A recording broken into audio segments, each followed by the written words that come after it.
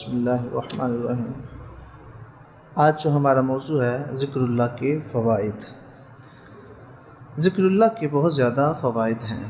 اللہ تعالیٰ کا ذکر کثرت سے کرنا چاہیے، جیسا کہ قرآن مجید فرقان حمید میں متعدد بار اللہ رب العزت نے اپنے ذکر کا حکم دیا ہے۔ سورہ بقرہ آیت نمبر 152 میں میرے رب نے ارشاد فرمایا فاذکرونی اذکرکم واشکروا لی ولا تکفرون، تم میرا ذکر کرو میں تمہارا ذکر کروں گا، اور ولا تکفرون تم انکار نہ کرو، کفر نہ کرو۔ سورہ نساء آیت نمبر 103 میں میرے رب نے ارشاد فرمایا فَإِذَا قَضَيْتُمُ الصَّلَاةَ فاذکروا اللَّهَ قِيَامًا وَقُعُودًا وَعَلَىٰ جُنُوبِكُمْ، کہ جب تم نماز کو مکمل کر لو تو اللہ کو کھڑے ہو کر، بیٹھ کر یا اپنے پہلوؤں کے بل لیٹ کر یاد کرو، یعنی اللہ کا ذکر کرو، قیاماً کھڑے ہو کر، قعوداً بیٹھ کر، یا پھر پہلو کے بل لیٹ کر، جیسے ممکن ہو سکے، جیسے تمہارے لیے آسانی ہے تم اللہ کو یاد کرو، یعنی اس کا ذکر کرو۔ سورۃ الانفال آیت نمبر 45 میں میرے رب نے ارشاد فرمایا یا ایھا الذین آمنوا، اے ایمان والو، اذا لقیتم فئۃ فاثبتوا واذکروا اللہ کثیرا لعلکم تفلحون، جب تم دشمن کے مقابلے میں آؤ تو تم ثابت قدم رہو اور اللہ کا ذکر کرو تاکہ تم فلاح پا جاؤ، کامیابی حاصل کر لو۔ پتہ چلا دوران جنگ اللہ کے ذکر سے کامیابی بھی ملتی ہے۔ جیسے حضرت طالوت کی قوم جالوت کے مقابلے میں آئی تو حضرت داؤد علیہ السلام آپ نے 3 پتھر منجنیق میں ڈال کر جب پھینکے تو آپ نے کیا کیا تھا؟ اللہ اکبر کہا تھا۔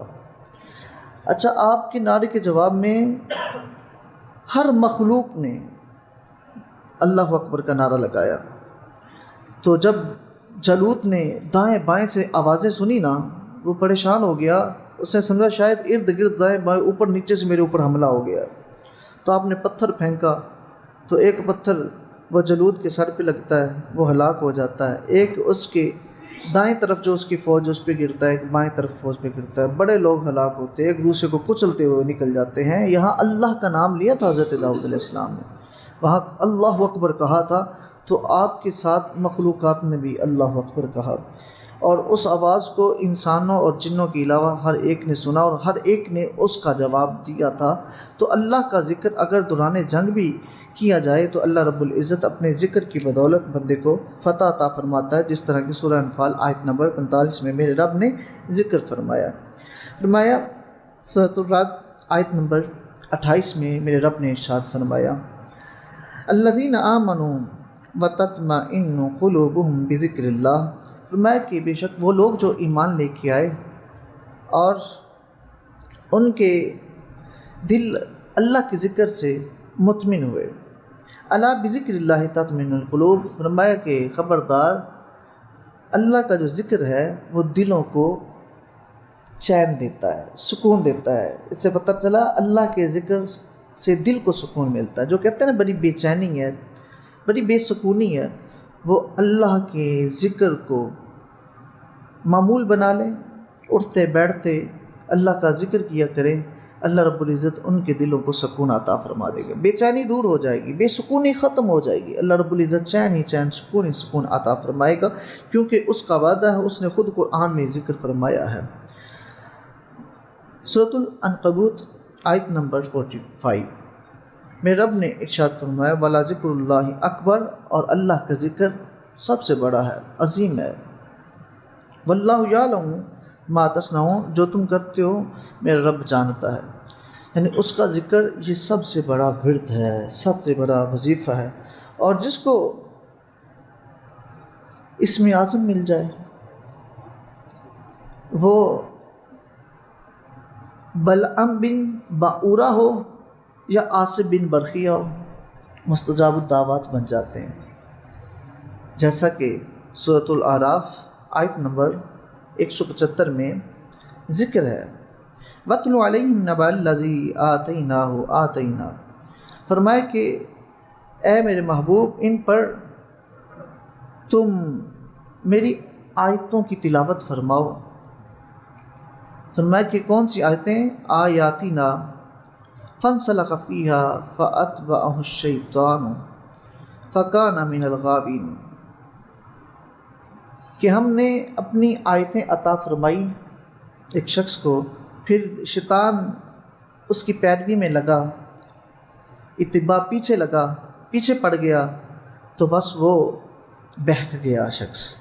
یہ ہے بلعم بن باعورہ کے متعلق، جیسا کہ حضرت عبداللہ ابن عباس رضی اللہ تعالیٰ فرماتے بنی اسرائیل کا ایک عابد تھا، اس کے پاس اسم اعظم تھا، وہ اللہ کا ذکر کرتا تھا، کثرت سے اللہ کو یاد کرتا تھا۔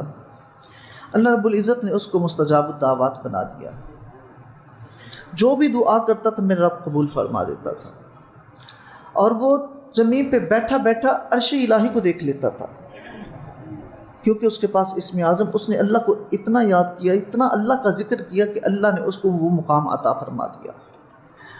اب فرماتے ہیں جب حضرت موسیٰ علیہ السلام بنی اسرائیل کو لے کے قوم جبارین کے مقابلے میں نکلے، تو قوم جبارین کے سردار یہ بلعم کے پاس آ گئے۔ ان کو پتہ تھا یہ جو بھی دعا کرتا ہے اس کی دعا قبول ہوتی ہے۔ آگے کہا کہ موسیٰ علیہ السلام اور آپ کی قوم ہمارے اوپر قبضہ کرنا چاہتے ہیں، آپ ان کے حق میں بد دعا کریں۔ کہا کہ میں پہلے دیکھوں گا، اجازت لوں گا، اگر اجازت ملی نہ رب سے تو پھر میں بد دعا کروں گا۔ اس کا معمول تھا کہ پہلے وہ استخارہ کرتا تھا، اس کے بعد فیصلہ کرتا تھا۔ اب اس نے جب استخارہ کیا تو یہی جواب آیا کہ آپ نے موسیٰ علیہ السلام کے بارے میں بد دعا نہیں کرنی۔ قوم نے پھر تنگ کیا، تو پھر انہوں نے استخارہ کیا، نفی میں آیا، تو پھر انہوں نے جواب دیا۔ قوم پیچھے پڑی، انعامات دیے، مال و دولت دیے۔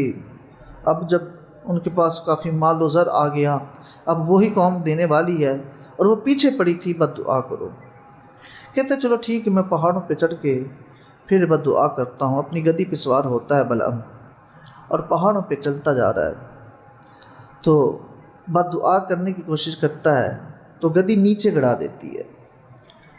متعدد دفعہ اس طرح نیچے گرایا، پھر اللہ تعالیٰ نے اس گدی کو قوت گویائی دے دی، بولنے کی طاقت دے دی۔ اس نے بول کے کہا کہ کس طرف جا رہے ہو کہ تم اللہ کے کلیم کے بارے میں، موسیٰ علیہ السلام کے بارے میں بد دعا کر رہے ہو، حالانکہ فرشتے مجھے روک رہے ہیں، میرا راستہ فرشتے روک رہے ہیں، تو میں آگے نہیں چل سکتی، بار بار گرا رہی ہوں۔ اس نے کہا مجھے فرشتے نظر آ رہے ہیں، آپ کیا کر رہے ہو، کس طرف جا رہے ہو؟ اللہ نے اس کو قوت گویائی دے دی، اس کی گدی تھی تو پہلے بڑا احترام کرتی تھی، اب اس کو گرا رہی ہے کہ تم کیا کر رہے ہو۔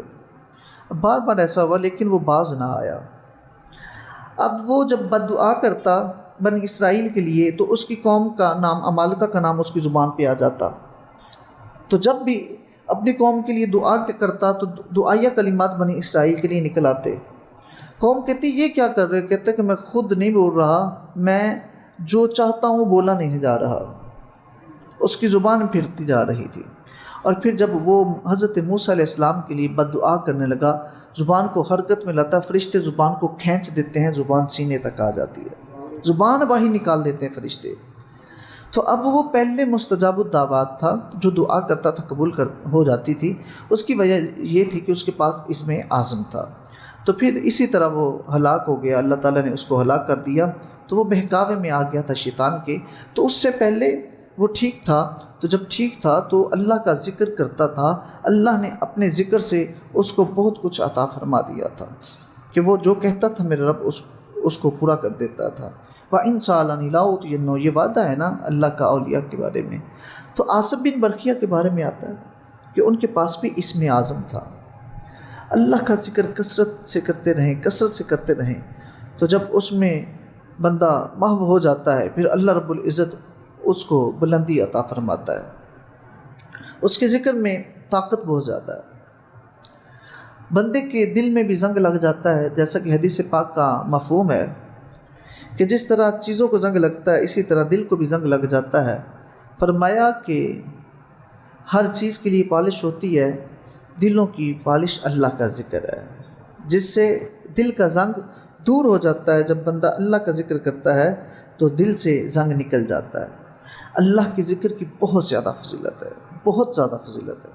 کثرت سے احادیث مبارکہ میں بھی فضیلت جو ہے وہ مذکور ہوئی ہے. حضرت ابو ہریرہ رضی اللہ تعالیٰ سے روایت ہے، فرماتے ہیں رسول اللہ صلی اللہ علیہ وسلم نے ارشاد فرمایا، آپ صلی اللہ علیہ وسلم ارشاد فرماتے ہیں کہ یقول اللہ تعالی انا عند ظن عبدی، فرمایا کہ میرا رب فرماتا ہے کہ میں اپنے بندے کے گمان کے مطابق ہوں. فرم بی و انا معہ اذا ذکرنی، فرمایا کہ جب بھی میرا بندہ میرا ذکر کرتا ہے میں اس کے ساتھ ہو جاتا ہوں. میرا رب فرماتا ہے معہ، میں اس کے ساتھ ہو جاتا ہوں. فرمایا فَإِن ذَكَرَنِي فِي نَفْسِهِ ذَكَرْتُهُ فِي نَفْسِي، اگر وہ دل سے میرا ذکر کرے نا، یعنی آہستہ، تو میں بھی آہستہ اس کا ذکر کرتا ہوں. ذکر خفی کرے، فرمایا میں بھی اپنی شایان شان، اللہ تعالیٰ اپنی شایان شان اس کا ذکر خفی فرماتا ہے. فرمایا وَإِن ذَكَرَنِي فِي مَلَئِ ذَكَرْتُهُ فِي مَلَئِ خَيْرٍ، فرمایا اگر وہ ہجوم میں، جلوت میں میرا ذکر کرے تو میں اس سے بہتر ہجوم میں، اس سے بہتر گروہ اور جماعت میں اس کا ذکر کرتا ہوں. یعنی وہ کون سی جماعت ہے؟ وہ فرشتوں کی جماعت ہے. بندہ زمین میں لوگوں کے سامنے اللہ کا ذکر کرے تو حدیث بتاتی ہے، میرا رب فرماتا ہے میں اس سے بہتر جماعت میں، ملائک خیر یعنی اس سے جو بہتر ہے اس میں اس کا ذکر کرتا ہوں. فرمایا وَإِن تَقَرَّبَ إِلَيَّ بِشِبْرٍ تَقَرَّبْتُ إِلَيْهِ ذِرَاعًا، اگر وہ ایک بالشت میرے قریب آتا ہے تو میں ایک ہاتھ اس کے پاس آ جاتا ہوں.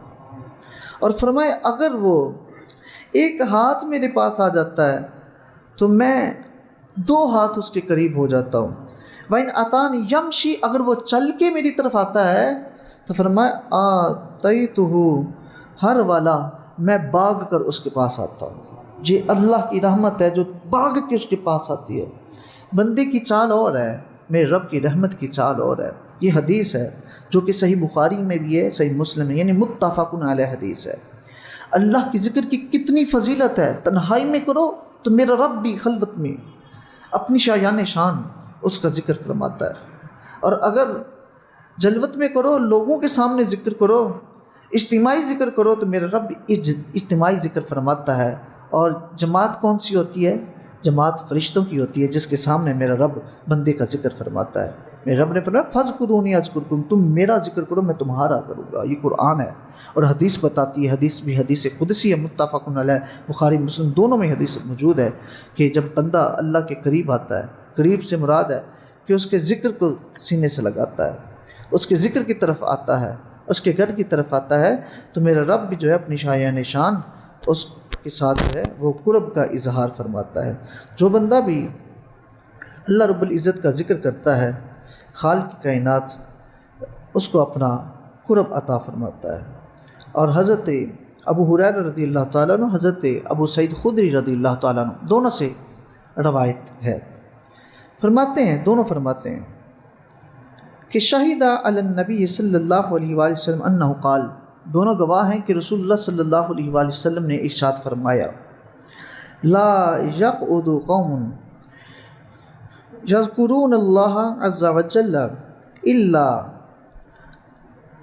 حفتہم الملائکۃ وغیشتہم الرحمہ. فرمایا کہ کوئی بندہ جب اللہ کا ذکر کرتا ہے، فرمایا کہ اللہ کے فرشتے ایسے اس کو ڈانپ لیتے ہیں، رحمت کے ساتھ ڈانپ لیتے ہیں. جب اللہ کے ملائکہ اس محفل کو اپنی آغوش رحمت میں ڈانپ لیتے ہیں تو فرمایا پھر ان پر سکینے کا نزول ہوتا ہے، یعنی سکون اور چین، اطمینان کا نزول ہوتا ہے. جیسے میرے رب نے فرمایا نا، الا بذکر اللہ تطمئن القلوب، بے شک خبردار جو اللہ کا ذکر ہے وہ دلوں کو سکون دیتا ہے.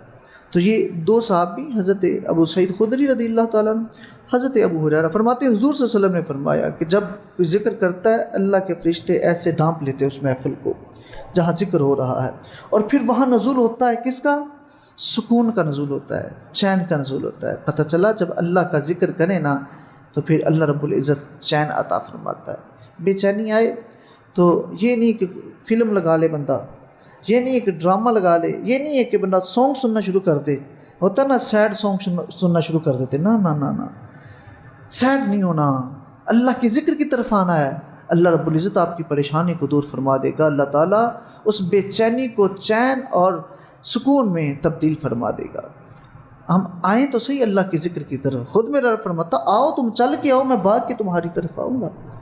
تو یہ میرے رب کی ذکر کی شان ہے کہ جب اللہ کا ذکر کیا جائے تو پھر وہاں اللہ کی رحمتوں کا نزول ہوتا ہے، اللہ کی برکتوں کا نزول ہوتا ہے۔ تو اللہ کے حضور دعا ہے کہ اللہ تعالی ہمیں کثرت سے ذکر کی توفیق عطا، بہت زیادہ ایک نہیں، ہم اگر ذکر کے متعلق قرآن و حدیث سے بیان کریں تو بہت زیادہ ٹائم لگ جائے گا، لیکن اب ہمارا مختصر موضوع ہوتا ہے اور اس درس میں ہم نے 15 منٹ میں 10 منٹ میں جو ہے بیان کرنا ہوتا ہے، تو ہر ذکر کی علیحدہ علیحدہ خاصیت اور شان بھی بیان ہوئی ہے۔ انشاءاللہ بشرط زندگی پھر موقع ملا تو وہ بھی بیان کریں گے۔ دعا ہے کہ اللہ تعالیٰ ہمیں اپنے ذکر کی توفیق عطا فرمائے، ہمیں اپنی زبانوں سے بجائے لغویات کے، فضولیات کے، سونگ گانے اور دوسری حرکات کے، ہمیں اللہ تعالیٰ اپنے ذکر کی توفیق عطا فرمائے کہ ہماری زبانوں پر اپنا ذکر جاری فرما دے، ہمیں ذکر قلبی کی توفیق عطا فرما دے، ہمارے دلوں کو جاری فرما دے کہ ہر وقت وہ سوتے بھی اللہ کا ذکر کرتے رہے، ہم سوئے ہیں ہمارا دل جاگ رہا ہو، وہ اللہ کو یاد کر رہا ہو۔ دعا ہے کہ اللہ تعالیٰ ہمیں عمل کی توفیق عطا فرمائے۔